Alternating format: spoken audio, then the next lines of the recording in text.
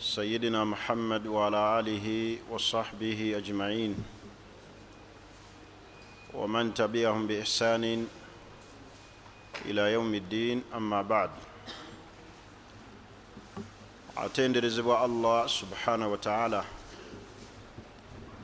era tumusaba Allah sokusaasira n'emirembe biddeere w'ekitiibwa nabbi Muhammadin sallallahu alayhi wasallam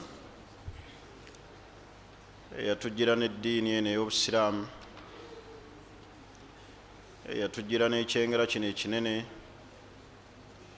ekyayatiikirira ensi eno min masharikiha wa magharibiha, okuva ebugwanjuba n'enjuba gyeva. Ofubanga nnyo ekyengera kino nekyakira mu mutima gwo n'obeera ne nuurul Islam, ekitangaala eky'obusiraamu ddala. Twasigaza ebitangaala byakwambala nkofiira na kanzu, abamu ne tulekako n'ebirevu, naye nga haqiqatu nuurul islaami, obwennyini bw'ekyengera eky'obusiraamu mu mutima nga tebuliimu. Kasita omutima gwakiramu obusiraamu, ebiyungo okkiriza bijja kukakibwa byokka byolesa obusiraamu. Naye ffe tufa ku kwambala nga basiraamu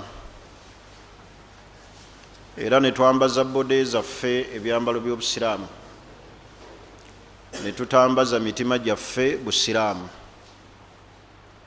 Kkiriza oyambaze omutima gw'obusiraamu, ebyambalo bijja kwekolako byokka n'ebiyungo. Saba Allah sokusaasira n'emirembe bidde eri nabbi Muhammad sallallahu alayhi wasallam eyafuuka ensonga ey'okuluŋŋama kwaffe. Allah gwe yatutumira era nga ye khatama al anbiya'i wal mursalin, yewe enkomero mu bannabbi bonna mu babaka Allah be yatuma. Tumugoberere, tuteeke mu nkola ebiragiro bye tusobole okwesiima, ate era tuyitirizenga nnyo okumusaalira, kubanga buli w'omusaalira olusaalira lumu Allah akussaako ensaalira 10 kasita osaalira nabbi Muhammad sallallahu alayhi wasallam. Tumusaalire nga tumusaalira ibadatan, kusinza Allah. Mulimu omuntu nga tasobola kutuulako awo kusaalira nabbi, naye nabbi sallallahu alayhi wasallam mu bimi bwe tumulinako ebyenkizo okumusaalira. Ng'ogyeko okumusaalira mu tahiyatu, otuulangako mu ntuula zo mu mbeera z'olimu ez'okusirika nga weeyawulidde, n'oleeta as-salaatu ala nabi, okusaalira nabbi Muhammad sallallahu alayhi wasallam. Omulundi ogwayita tuli ku musomo gwaffe okukwatagana n'okusaba Allah.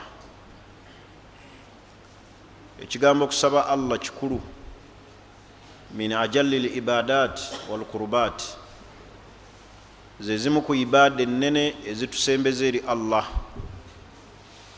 Omuntu buli wasaba Allah mu kiseera eky'obwetaavu, mu kiseera eky'obuzibu, n'amusaba Allah mu kiseera eky'emirembe, Allah ayimirira naye mu kiseera kyonna eky'obuzibu mu bulamu bwo. Biseera ebisinga twagala kusaba Allah nga tumaze kufuna buki? Buzibu, eyo ebeera nsobi. Naye Allah tumusabe nga fi halati sarra wa fi halati dharra, mu mbeera ey'emirembe ng'olaba buli kyonna weekiri, musabe Allah.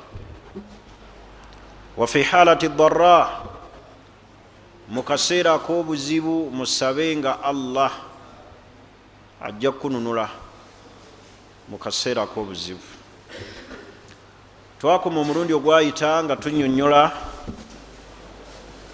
ebifo n'ebiseera n'amakubo mwe tuyita okusaba Allah. twakoma ku kkuba erigamba du'au llahi biismihi al-a'zam, okusaba Allah ng'okozesa erinnya lye eddene kugamu ku mannya ge amanene. walillahi al-asma'u al-husna, Allah atugamba nti ye Allah alina amannya amalungi, fadu'uhu biha, mumusabise nago. Edduwa ng'otaddemu okusabisa erinnya lya Allah, edduwa eyo Allah agyanukula nnyo, era ebeera edduwa ey'emikisa okuyita mu linnya lye. Nabbi yawulira abantu bangi nga basaba nga bakozesa erinnya lya Allah eddene. Nabbi n'agamba nti lakad sa'ala Allah biismihi al-a'zam, oyo asabisiza erinnya lya Allah eddene, alladhi idha du'iya bihi a'ta, bw'olimusabisa Allah akuwa. N'olw'ensonga eyo mbakubiriza mulonde amannya ga Allah, mugategeera amakulu agagalimu, mugasabisenga nago kusinziira ku kyetaago kyo. Allah alina amannya amanene, naddala waliwo erinnya abasiraamu lye bagayaalirira. Senga abasiraamu baali basomye Qur'ani ne bajekenneenya, sirabangayo nabbi nga Allah amwogerako mu Qur'ani n'edduwa ze okujjako ng'akowooza erinnya lya Allah ar-Rabbu. Dduwa z'abannabbi zonna zijjuddemu erinnya lya Allah ni ar-Rabbu.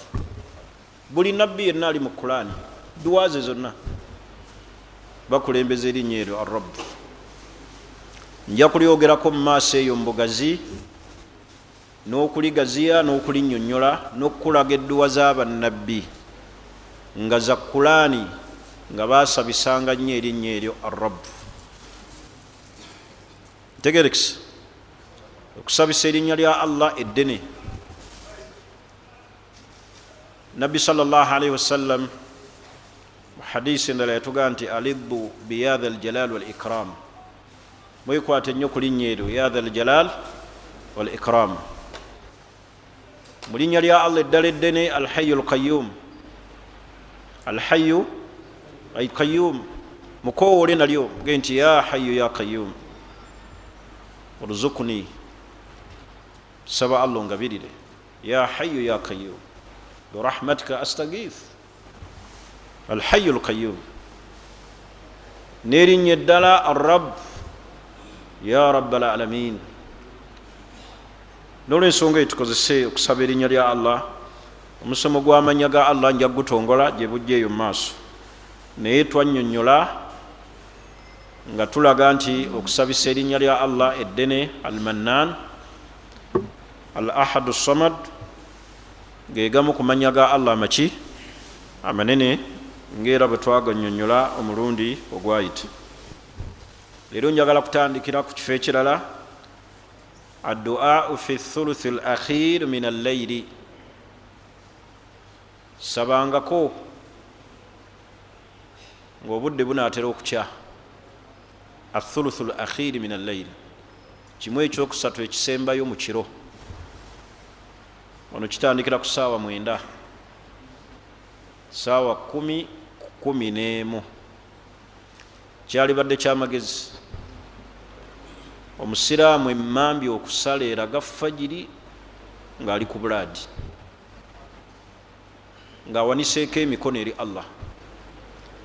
Ne woba totutte essaawa ezo zonna, kale teebamu akaseera. wa anta fi thuluthi al-akhir min al-layl, oli mbudde ekimu ekyokusatu ekisembayo ekiro, oyogera ni Allah, oba dakiika 10 oba 2 oba 3 oba nisfu saa, kitundu kya ssaawa ng'osabako Allah mu budde obwo. Ekitwebasa ne bukya kiki? Ekikwebasa ne bukya kiki? Olina garanti ki? Ate nga tuli beetaavu, hatta ne woba toli mwetaavu, waliwo ebintu bingi ebitwetaagisa okwogera ne Allah. Kaseera ako ka mikisa, kabbeeyi. Allah yakalayira mu Qur'ani n'akatendako basahaba bakakozesa ne bakagobololamu emigaso egikalimu. Kanu kalila min allayli ma yahjaun. Allah naga nti wabil ashari hum, Allah nabati naga nti wal mustaghfirina bil ashar. Kaseera ako ka mukisa nnyo kabbeeyi. Zira neewuunya okubeera n'abakyala betulina awaka nga banyiivu olw'obutazuukuka bwammwe, kubeera nga mulina kyemwezza eri omubiri. Tebabanenya obutakuba mmese kiro, tebanyiiga. Naye mukyala ki akunyiigira obutasitokako mu kaseera ako kusaba ku Allah? Nanga naye Juma wabaaki neweebaka ne bukya mu kiseera kino kye tulimu ekyebbeeyi n'otazuukako kusaba Allah. Naye baba banyiivu nga temuzuukuse, kwezza bidde eri mubiri. Kiwoomereza ekyo kya kiseera, si bwe kiri? Era nammwe abamu kibasuuza mukola ki? Mukanula amaaso. Naye amaaso mugakanulako ddi nga musaba Allah mu kaseera ako. Addu'a fi thuluth al-akhir min al-layl. Eddu'a y'okusaba mu kiro ekisembayo, athuluth al-akhir, kimu ekyokusatu kisembayo ng'obudde bunaatera okukya. Ddu'a ya mugaso. Magezi genkuwa kozesa akaseera ako kabbeeyi. Mu birago ebyebbeeyi byako kwe kukkiramu kwa Allah buli kiro. Omunene nannyini nsi akka amale ebizibu bya buli kintu, agaggawaza buli gwaba ayagadde akka mu kaseera ako. Senga bakugamba nti Pulezidenti Museveni ayita ku luguudo wano naye buli waayitawo agaba ssente, waliwo omumu asobola obutatuulawo? Waliwo ayinza okubulawo? Ne bagamba buli waayita wano agaba ssente, buli waayitawo agaba ssente. Era ogenda okulaba abantu nga bamukoze eki? Bamuteeze. Ffe lwaki tetubeera mu kaseera ako nga twogera ne Allah kumusaba? Ekitundu ekimu ekisembayo ekyekiro mu budde mukkiramu omulezi w'ensi eno, mukkiramu omulezi w'eggulu n'ensi, nannyini nsi omugagga atakendeera mu mawanika ge Allah. Kyava Nabbi sallallahu alaihi wasallam yatutegeeza mu hadisi ya Abi Hurayra nti yanzilu rabbuna tabaraka wa ta'ala fi kulli layla ila samai dunya. Akka Allah ku ggulu erisooka ku nsi kuno, hatta yabuka thuluthu layli al-akhir, paka lwe tutuuka mu kitundu ako mu kaseera ako akasembayo. Fayaqulu man yad'uni, Allah atubuuza ani ansaba, ayagala okumwanukula, ani asaba? Fa astajibu lahu, nyanukule ekyansaba. Man yasaluni fa utiyahu, ani asaba muwe.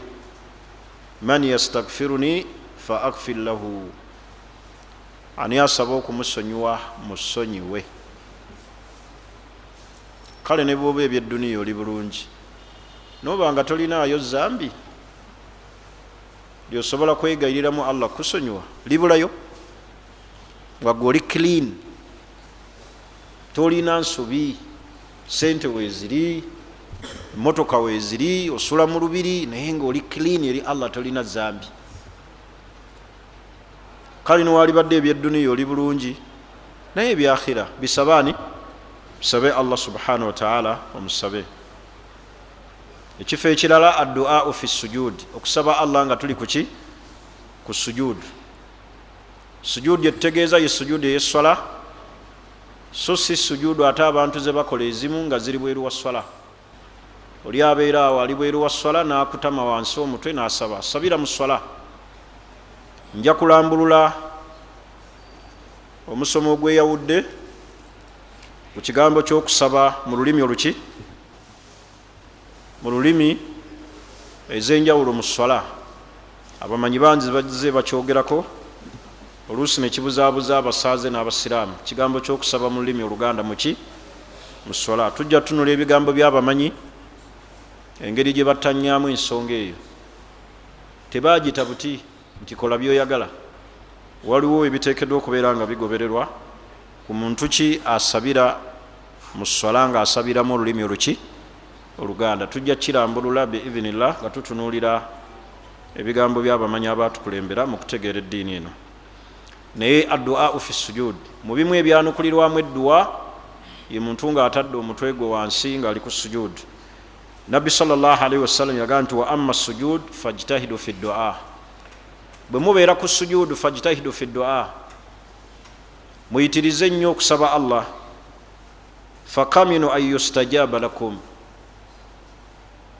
Allah ajja kubaanukula. Fakaminu an yustajaba lakum, Allah aba agenda kubaanukula.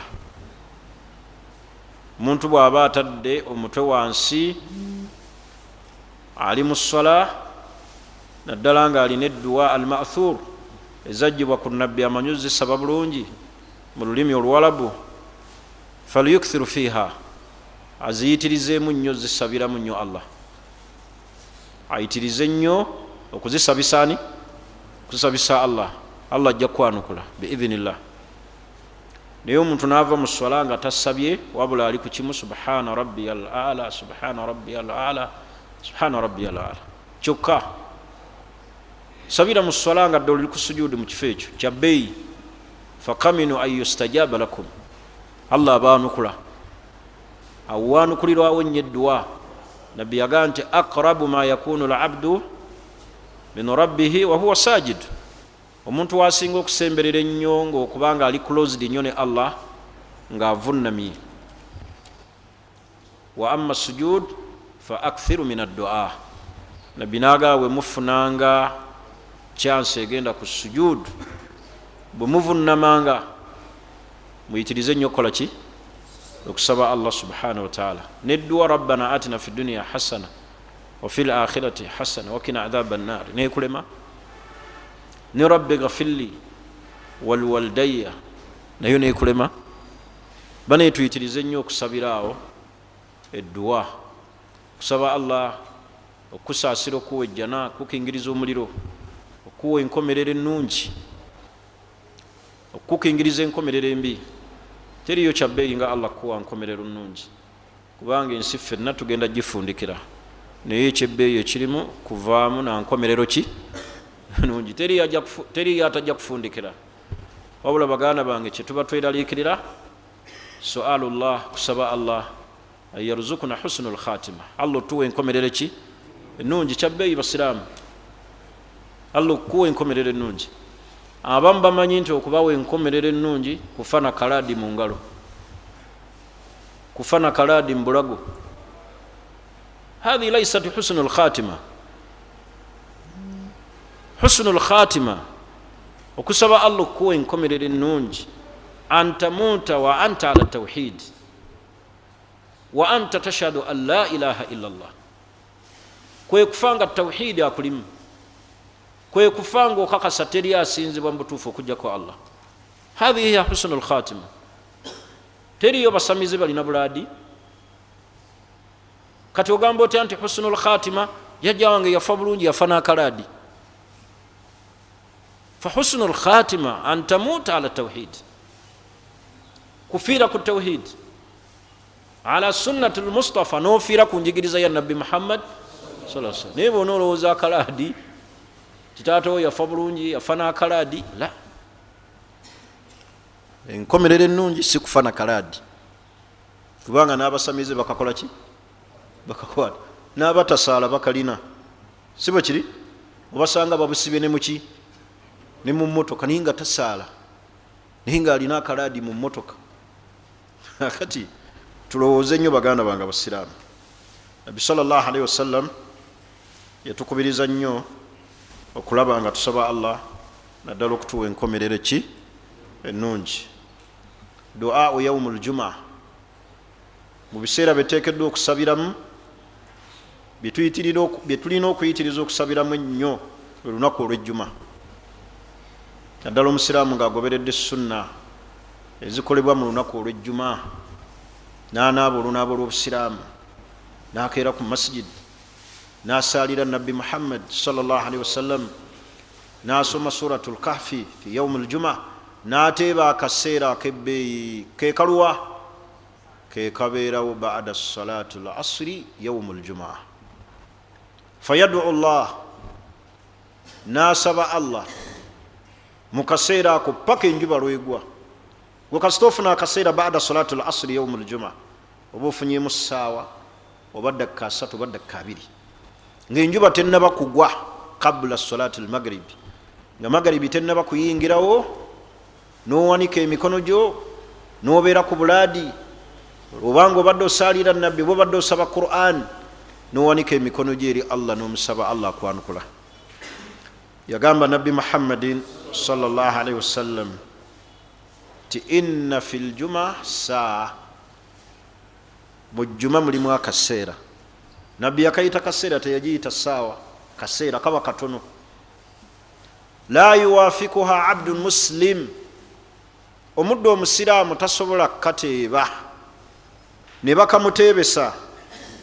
Tuli fenna wa huwa qa'imun yusalli, kamusanze abadde ayimiridde nga asaala, yas'alu Allahu ta'ala shay'an, nga alina kyasaba Allah mu kaseera ako, illa a'taahu Allahu iyyah, okujjako nga kyabadde asaba Allah, Allah akikola ki? Akimuwa. Mulimu akaseera, amanyi bakubaganye kaseera ki? Ne baga akabeerawo ba'da salatu al-asri yawm al-juma. Muyitirize nnyo kukakozesa. Abantu baano bajja mu jjuma biba biwedde.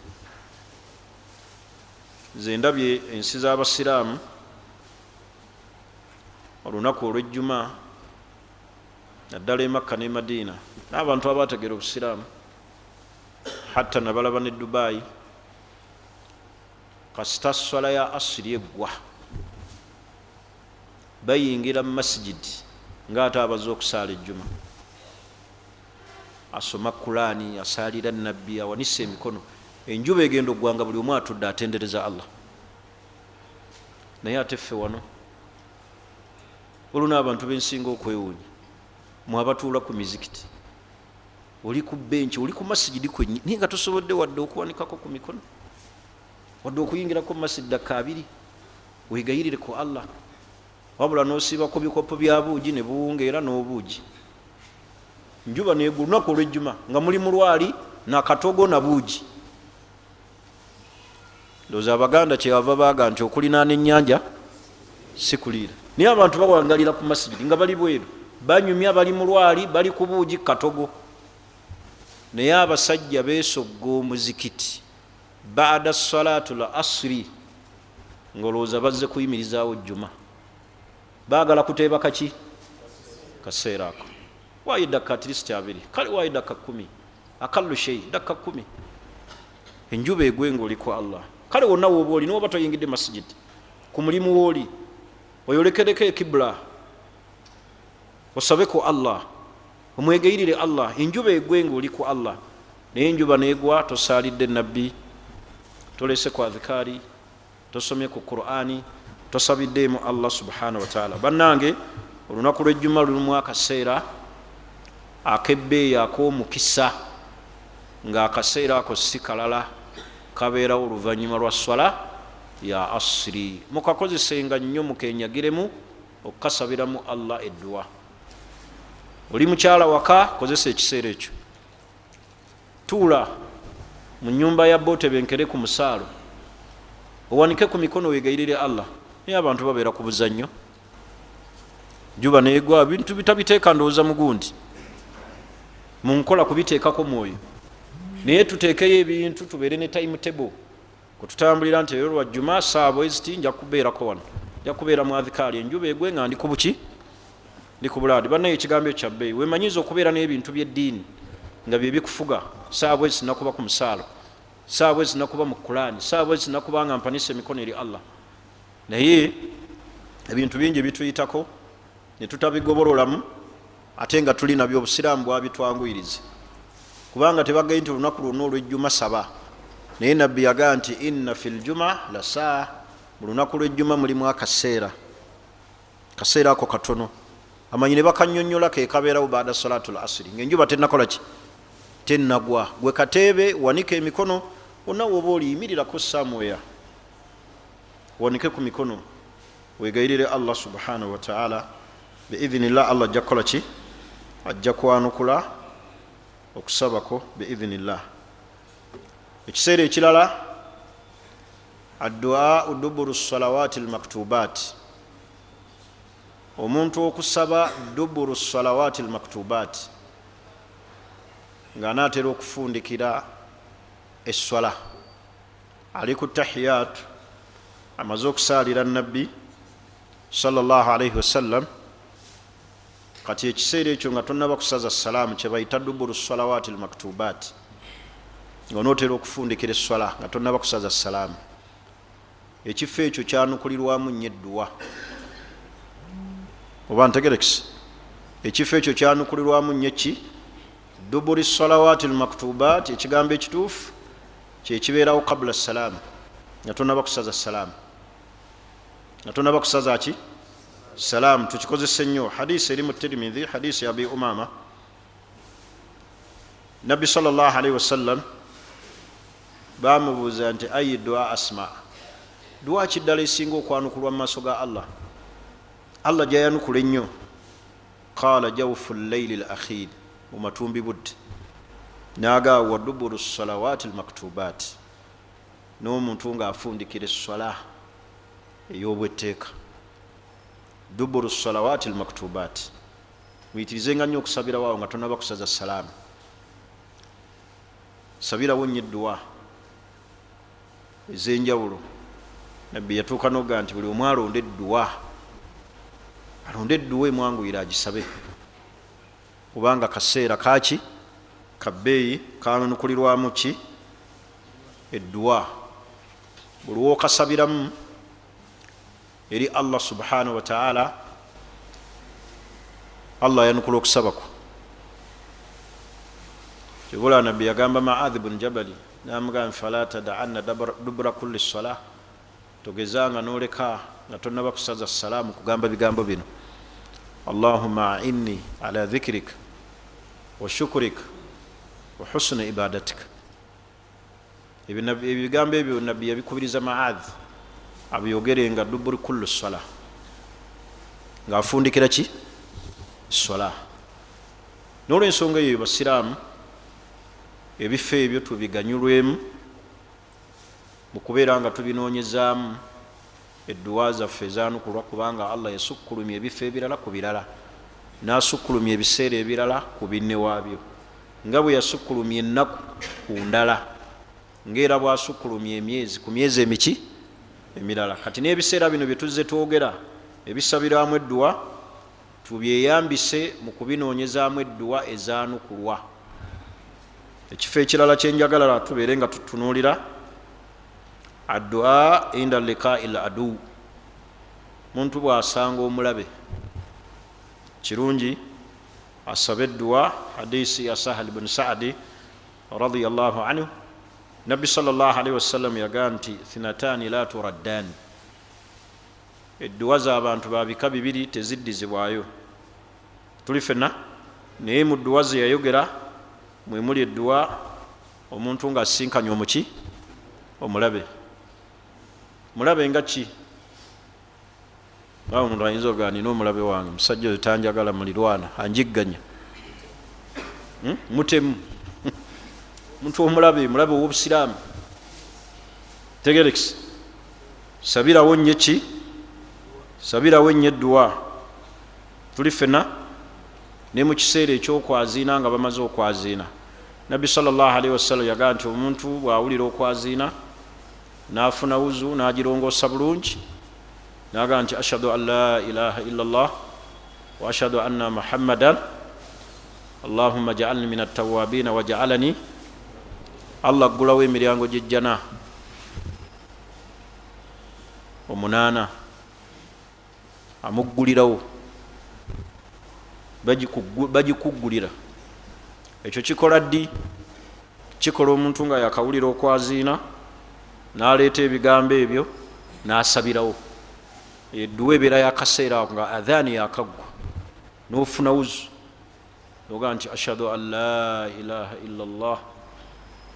tuli fenna ngaedduwa bwe tugimanyi, nobeera nga osaba allah subhanahu wataala, kubanga allah akuggulayo emiryango gyejjana gyonna. edduwa yonna gyosaba eri direct, okubeera nga allah agikola ki, ajanukula. tuli fenna n'olwensonga eyo tuyitirize okukozesa ebifo ebyo. ebimu twabinyonyola omulundi ogwayita. njagala ngende ku makubo alwasail, amakubo getuyitamu okusaba allah, amakubo getuyitamu okusaba allah.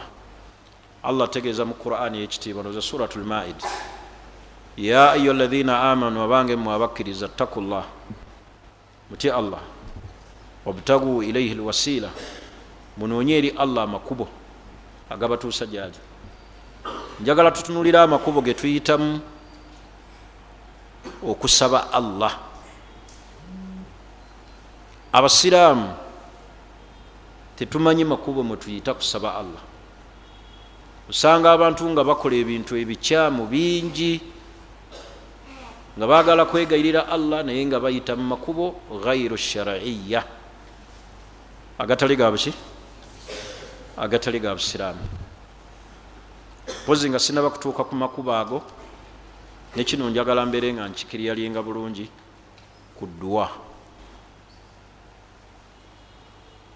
kwe kusaba oluvannyuma lw'esswala ez'obwetteeka, okusaba allah subhanahu wataala ba'da as-salawati al-mafruḍa, oluvannyuma lw'esswala ez'obwetteeka, amrun mashru', kikkirizibwa. ba'da al-adhkari, oluvannyuma lw'okuleeta adhikari, fahadha amru mustahab, kyagalibwa. walakin wabula bino tobikola. ekisookera ddala addu'a uljamaa'i, edduwa eyaki, eyawamu. rafu l aswat, okusitula amaki, amaloboozi. ekyokubiri, ekyokusatu, rafu l yadain, okuwanika emiki, emikono. nabbi sallallahu alaihi wasallam teyalabwako ng'awanise emikono oluvannyuma lw'esswala ez'obwetteeka, teyawanikanga mikono. wabula oba omaze okuleeta adhikaari, okukkirizibwa okwesabira n'okusabira abasiraamu ne bazadde bo, okukkirizibwa fi nafsik, gwe kennyini. wabula towanika miki, mikono, era tositula maki, maloboozi, era toleeta dduwa yawaki, yawamu. hatha amru mashru'. naye bwe kiba mu swala eza sunna, okkirizibwa okusaba ng'owanise emiki, ng'owanise emikono. era abasiraamu ensobi gye bakola kwe kumala okusaba edduwa ne yeesiimula omubiri.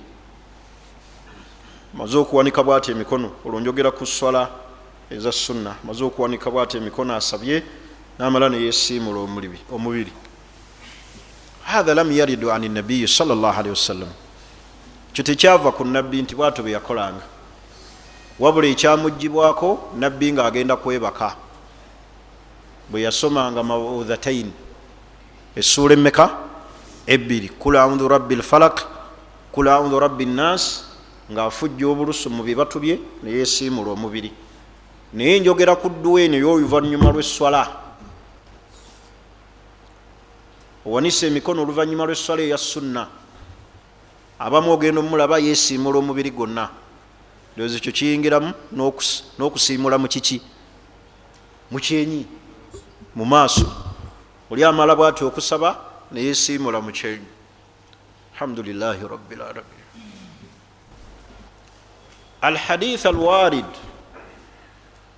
hadisi eyayogera ku ekyo ibnu lqayimu ljawziya yaginafuya nagamba fahuwa hadithun daif, hadithi ya anas bni malik, si ntuufu, ey'okumala edduwa n'osiimula mu kiki, mu kyenyi, tekirina kakwate na dduwa. n'olw'ensonga eyo bw'oba osabye tewaliyo obwetaavu bwakwesiimula muki mubiri okujjako ng'ogenda kwebaka.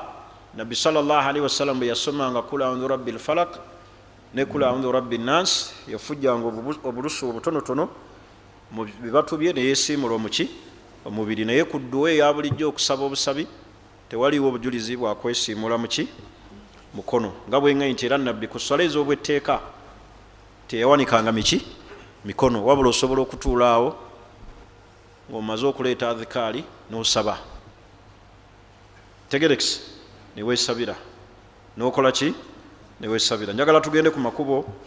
Allah ategeeza mu Qur'ani ey'ekitiibwa ti ya ayyuha alladhina amanu, abange mmwe abaki abakkiriza ttakullah mutye Allah wabtagu ilayhi alwasila, munoonye eri Allah amaki makubo. makubo kimwe tuyita okusaba Allah. ekkubo erisookera ddala asmaullahi lhusna, kwe kukozesa amannya ga Allah amalungi. walillahi lasmai lhusna, Allah yalina amannya amalungi. faduuhu biha, mumusabise nago. bw'oba okozesa erinnya lya Allah okulisabisa, amannya ga Allah nga tugasabisa tetugasoma nga bulaadi.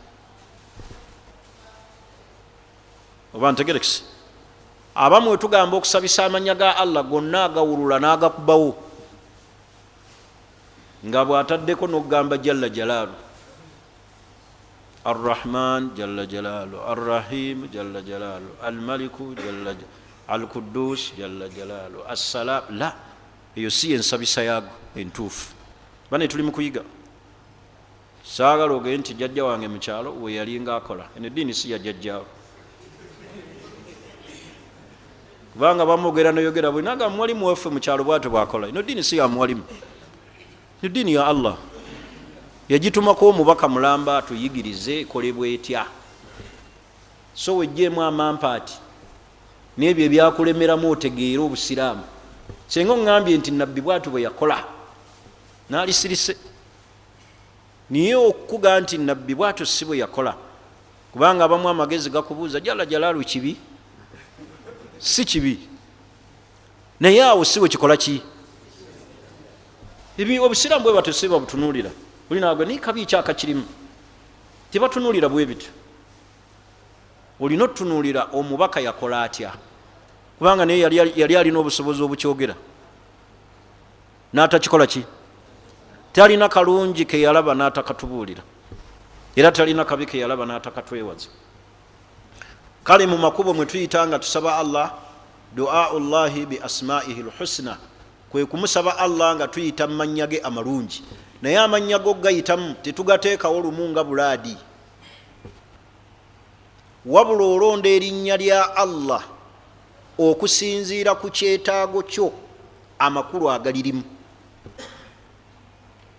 ekyokulabirako obwavu butusumbuwa mu mannya ga Allah. Allah yagaggawaza, ng'onoonya linnya ki erya Allah ery'obugagga, oga nti alghaniyu ye muki, arrazaaku yakola ki yagabirira, alfattaahu yakola ki yaggulawo. oba ntegerekisi. kakati ng'okwata erinnya eryo ng'olimusabisa ng'omuga nti ya fattah iftah li abwaaba rizqika, wange gwe Allah ggulawo kusaba onzigulirewo emiryango gy'ebyenfuna. ya ghaniyu, owange gwe omugagga, aghnini min fadlik, ngaggawaza mu birungi byo. eitha okulisoosa oba okulisembyayo. olisoosa otya? nga bwe njogedde nti ya ghaniyu n'omukoola, kusaba ongaggawaze. oba okugamba nti ai Allah ngaggawaza, fa innaka anta alghaniyu, gwe muki gwe mugagga. Are you with me?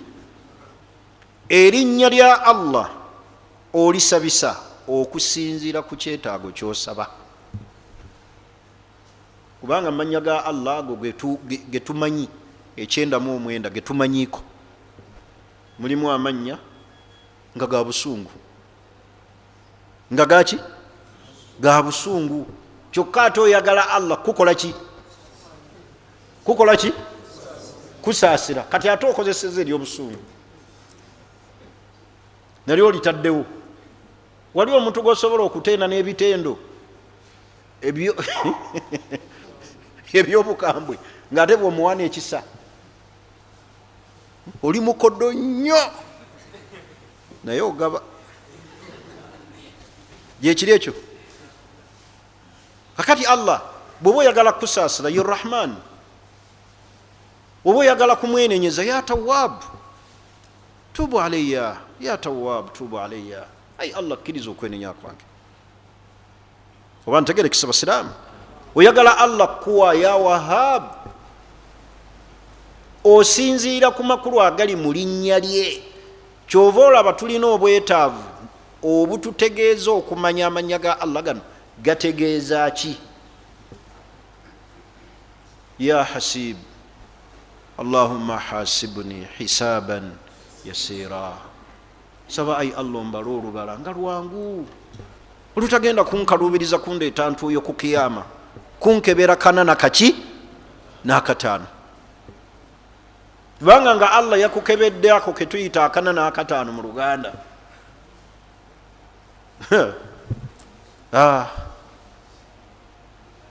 Mulina nokuga nti Allah ndaga bulazi wali muliro, kuba okulaga obulazi nti jjukira kino, nakikusongeramu naga jjukira kino, nakuleeta nga olaba ukikola, oba okyali ku ekyo nakulaga ekirala, biba tebikuweddeko. Jjukira lwotunulira omukyala ataliwo, oba okyali ku ekyo nakuleetera okubba, oba okyali ku ekyo nakuleetera okulimba. Kakati okusaba Allah okukubala olubala yasiira, olutunulamu obutunuzi mu bintu byonna nga bw'otunula mu lipooti. Ogaa naye Ssekyondo wali totegeera bulungi, naye olaba okutta ekyokubiri, kale genda mu P4 ntegerekisa.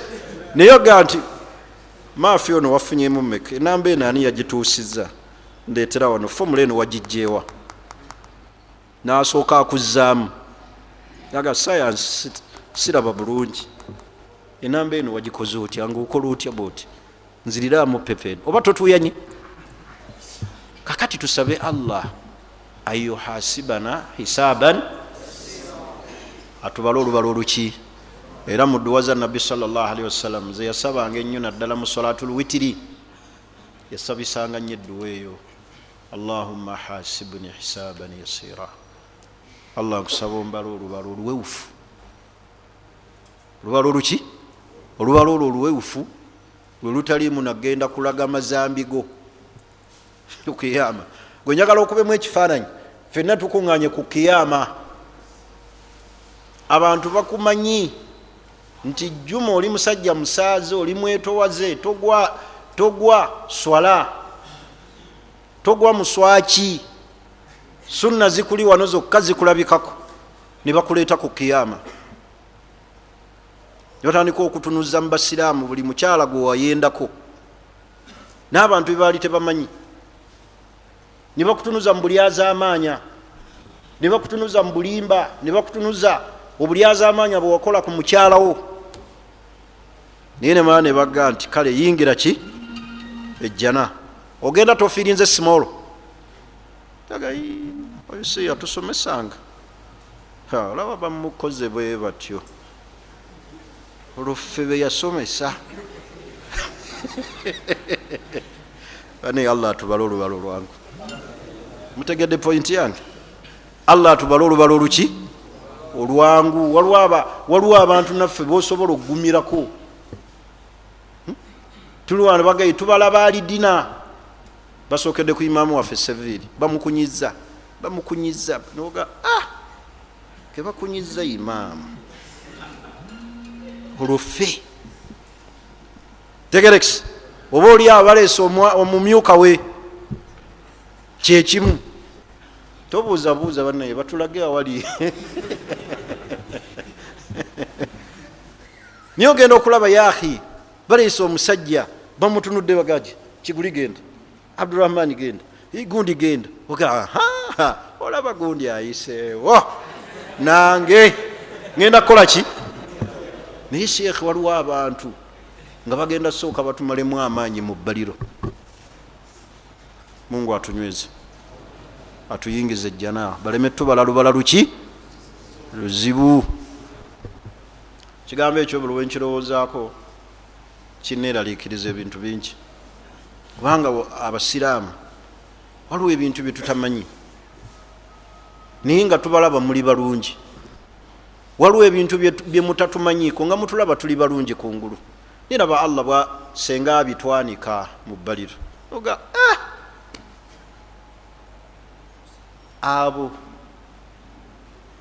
bebasoosezza mu muliro. Sheekh oba weddemu amaanyi, Mungu nsaba atuwa ejjana, bye mutamanyi Allah aleme bitulaga ku lunaku olwakhira. Buli omu Allah amubikkirire, buli omu Allah amukole ki? Amubikkirire. Kale baganda bange, okuyita mu mannya ga Allah amalungi, du'aullah, okusoma manya okusaba Allah bi asma'ihi, n'amaki kwata erinnya lya Allah ng'otegedde amakulu agalirimu lisabise. Tuli fenna lisabise, kubanga amanya ga Allah buli linnya lirina amakulu agalirimu. Oyagala muntu, for example, muntu akulyaza amaanyiza alemedde sente zo, ngonoonya erinnya lya Allah ery'obukasi, kumukoolo muge ya Kahar, gwe mukasi, saba onkakira omuddu ono Siraaji ampe sente zange. Olwo oyita mu linnya erisaana ekyo, naye ate oyagala Allah kugaggawaza ate omuga nti ya Kahar, gwe mukasi, ya Muntakim, gossa ebibonerezo ku bantu, olwo oyagala ate akuwa riziki. Kiba tekikola makulu. Tutegeera amakulu agali mu mannya gani? Mannya ga Allah subhanahu wa ta'ala. Okusinzira ku budde awo enja okutandikira omulundi ogujja tugenda kutandika ekitundu ekigamba nti alwasailu fi du'a, amakubo mwe tuyita mu kusaba Allah. Tulabye ekkubo erisooka du'a Allahi bi asma'ihi. Tugenda tunula ebintu bingi, okusaba omusajja omulongoofu okusabirako eri Allah, okusaba Allah ng'okozesa emirimu gyo emirungi gwe gyokola.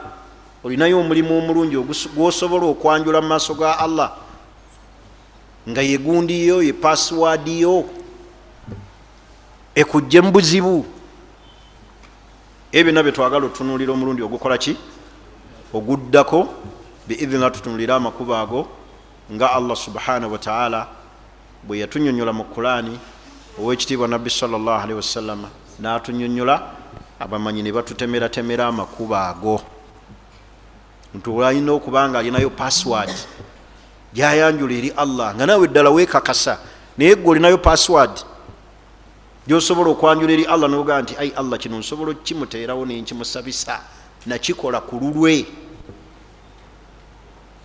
Tuli fenna nenkyanjula Allah nanta mu buzibu bwe ndimo, nga ye password gyogenda okukozesa ogirina njirina. Osajja abaali mu mpuku baalina password, naye buli omu akubemu akaseera nti mulimu ki gwe nnina gwe nsobola okwanjula eri Allah nga nagukola ddala ku lulwe khalisatan liwajihi, nga teguliimu kantu konna, nali nnoonya Allah kunsiima, kyo nenkikola. Kale ebyo tugenda okutunuulira omulundi ogujja. Kyenjagala okusembyayo kyesaayogeddeko nakyo kyanukuza nnyo edduwa zaffe, shurubu ma'u zamzam, okunywa amazzi gaki ga zamzam. Nabbi yagaa nti ma'u zamzam ma'u mubaraka, mazzi ga zamzam mazzi ga muki? Ga mukisa. Kyoganyweredde Allah kyakuwa. Bwobanga ofunye chansi n'ogafuna muganywe, musabireko nnyo Allah edduwa. Abamu bagayita lukuya, yo si lukuya, yo zamzam, mazzi ga mukisa. Mikisa gyago bwe oyagala ogimanya, saba Allah akutuuseeko e Makka ne Madina otegeere nti mazzi ga muki? Ga mukisa. Ensi bweti efaanana bweti enkalu, okubanga amazzi ago buli omu asena nga tegakalira. nga banywa bunywi kitegeeza emikisa gyago. So bwobanga ofunye chance n'ogafuna omuntu ng'agakuwadde ganywe, oba woba ogeefunidde gakozese, lwakuba abantu bawana abamu agenda ate n'aleeta zamuzamu ate n'atabikamu ebidomola by'oluzzi agaguza abantu. agusi zamuzamu. zamuzamu alina okuba nga zamuzamu. totabikira bantu mazzi ga ku luzzi ga ku taapu notandika okugabaguza. ntegerekisa obalimbalima nti zamuzamu oyagala ssente. ate abantu abamu agenda n'ava emakka n'aleeta zamuzamu buli amukyalira n'amuwa akantu bwe kati nga ne ku lulimi tekagenda genywere. ye muntu n'akuwa akantu nga ne towulidde oba kagenze ne mumiro mazzi ga bbeeyi ago n'akuwaako ng'ak'omwana aganywako naye nga ne mumiro tekakola ki tekatuuse. so abantu emuba mubawa zamuzamu mumuwe omuntu anywe zamuzamu. tegerekisa. kale saba Allah subhanahu wa ta'ala atusobozese atutuuse Makka ne Madina atuwe obulungi obuliyo.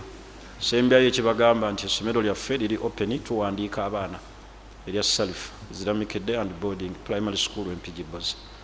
somero wetuli tubeerawo 24/7. muleete abaana bammwe okuviira ddala ku kibiina ekisooka paka ku kisembayo, n'abaagala okukwata Qur'ani naddala abaana bamaze ekyomusanvu sinefo. mubaleete tubawandiise, mubaleete tubaregisteringe, era mujje mumanye ebikwatagana ku ssomero eryo n'ebisingawo. akuba abasiraamu omuze gwe tulina kwe kusuubira nti ebyobusiraamu biteekeddwa kuba byabuki byabwerere. si byabwerere.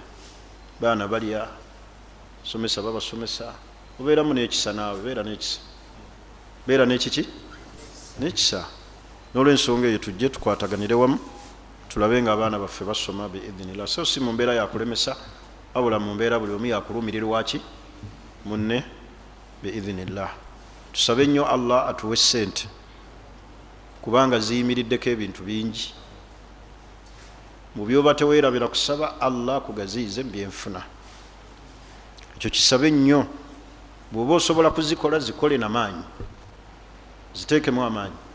neewuunya abaana abawala Allah bawadde chance ne bagenda ne bakola ssente ne bazitona mu basajja. musajja n'amulyako obukadde 8 bukadde 9, akwana musajja amwetega. ane ssente tekoleka. okugifuna bwoti si kyangu, naye okugendako kyangu. era olutalo abagagga lwe balina oluvannyuma lw'okufuna ssente kwe kuzikuuma. naye neewuunya abantu abazifuna bwe bati ne bazijajamya bati, n'azitegaatega abasajja, n'atona n'akola ki.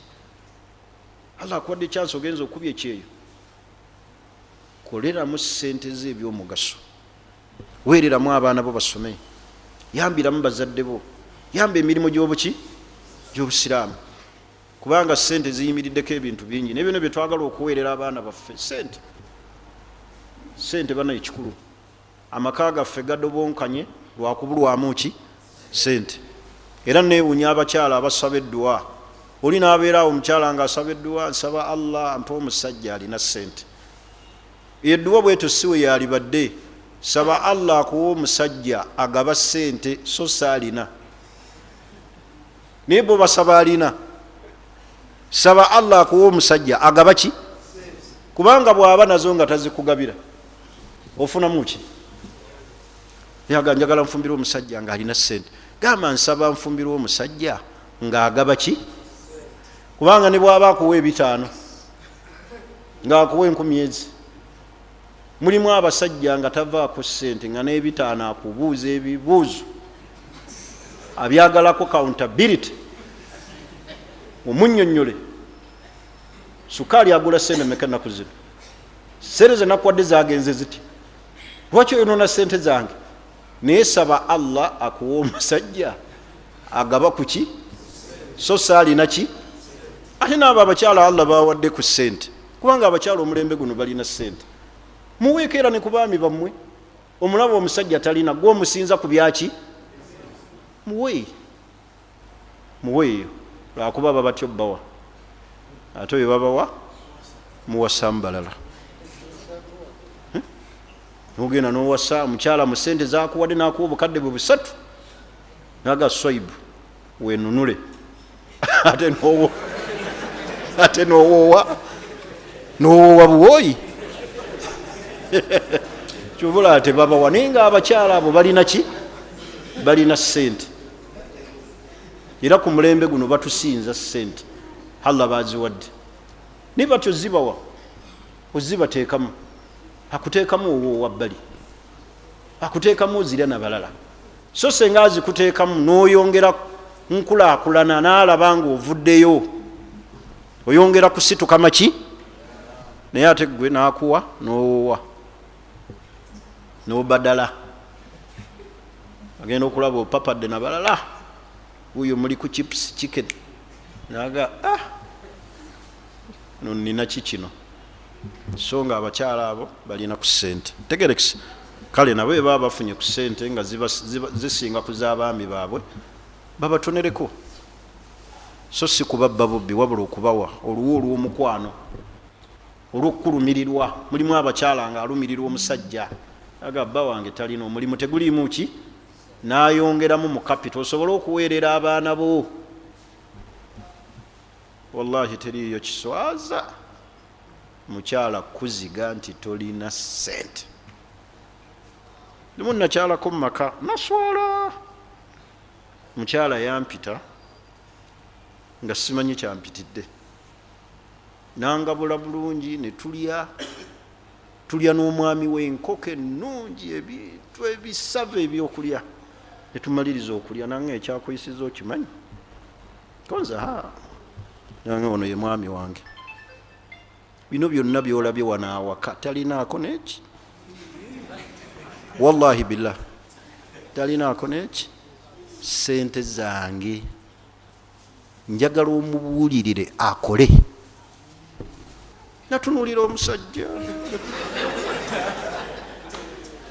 wallahi yankwasa ennaku, natunula nenga ya rabbi lwaki nzize, kuba nawulira nga nze awulira ensonyi.